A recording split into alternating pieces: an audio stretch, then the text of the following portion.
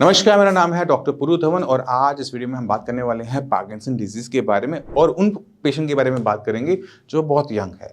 जब किसी young patient को पार्किंसन डिजीज़ होती है, उसको हम वाईओपीडी कहते हैं, यंग ऑनसेट पार्किंसन डिजीज़। ये पार्किंसन डिजीज़ नॉर्मली जो है ना हमें एजेड लोगों में देखने को मिलती है, 50 के बाद, 60 के बाद, 70 के बाद।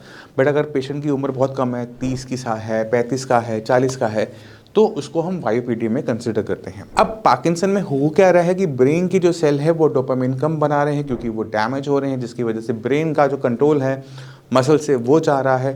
बट एक यंग पेशेंट में जहाँ फैमिली हिस्ट्री नहीं है, मदर फादर में कोई दिक्कत नहीं है, भाई बहनों में कोई दिक्कत नहीं, बट एक पेशेंट को अगर वो पार्किंसन डिजीज़ हो रहा है तो वो बहुत चिंताजनक बात हो जाता है कि ऐसा क्या हुआ कि एक यंग पेशेंट के अंदर जहाँ पर कोई बीमारी पहले से नहीं है, वहाँ पे ब्रेन क्यों डैमेज हो रहा है, क्यों वो डोपामिन नहीं बना पा रहा, क्यों जो ब्रेन का कंट्रोल है मसल से जा रहा है। तो जब हम पेशेंट से बात करते हैं तो पेशेंट से जब हम हिस्ट्री टेकिंग कर रहे होते हैं, अपने रूटीन के बारे में बताओ, अपने खाने के बारे में बताओ, काम क्या करते हो, तो उनमें ना बहुत सारी चीज़ें ना कॉमनली निकलने को आ रही होती है कि ओके ये पेशेंट रात को काम करता है, दिन में हफ्ते में 7 दिन काम करता है, आराम नहीं करता और नाइट जॉब है, वो आईटी कंपनी में काम करता है, यूएस का प्रोसेस है, कंटिन्यूसली काम करते रहना पड़ता है, एक्सरसाइज नहीं होती, खाना बाहर का है क्योंकि वो किसी और सिटी में रहता है। या फिर ऐसे पेशेंट जहाँ पे स्ट्रेस लेवल बहुत ज़्यादा होता है, ये भी हमें देखने को मिलता है।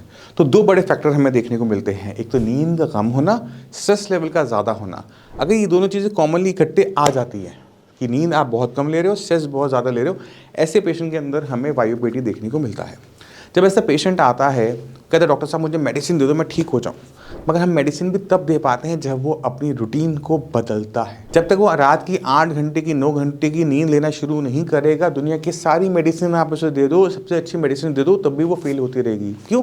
क्योंकि ब्रेन के अंदर जो डैमेज हो रहा है वो रिपेयर नहीं हो पा रहा होता।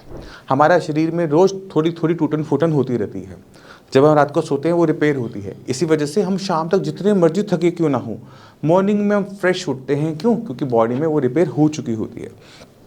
बट एक पार्किंसन पेशेंट जो रात को नहीं सो रहा है, नींद बहुत कम ले रहा है, उसमें ये जो रिपेयर का काम है ये प्रॉपर नहीं हो पा रहा होता। रोज़ थोड़ा सा डैमेज रह जाता है और ये थोड़ा थोड़ा डैमेज इकट्ठा होता चला जाता है।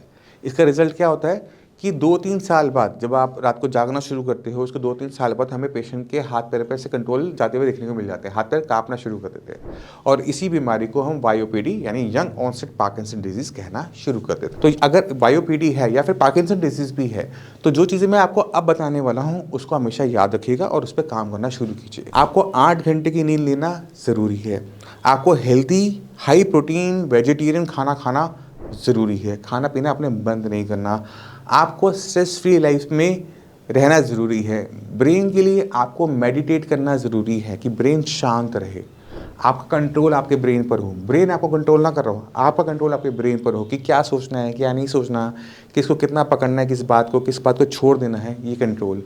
लाइट एक्सरसाइज आपकी लाइफ में होनी ज़रूरी है, चाहे आप साइकिलिंग करो, वॉकिंग करो, टाई ची करो, कुछ भी करो, योगा करो, कुछ भी करो, बट करो ज़रूर। थोड़ा सा एफर्ट अपने शरीर के लिए, अपने ब्रेन के लिए आपको डालना पड़ेगा।